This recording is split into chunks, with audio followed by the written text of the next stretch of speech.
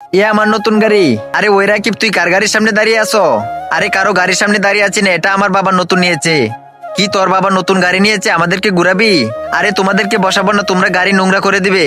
ও আচ্ছা, আমাদের জন্য গাড়ি নোংরা হয়ে যাবে, আমাদের সাইকেল চালাতে আসলে পরে বুঝাবো।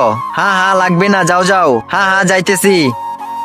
সারাদিন বসে বসে গেম খেলো, যা বাইরে গিয়ে গাড়ি দো। আরে যাচ্ছি যাচ্ছি। আরে ইয়ার বাবা প্রতিদিন গাড়ি ধুইতে লাগিয়ে দেয়।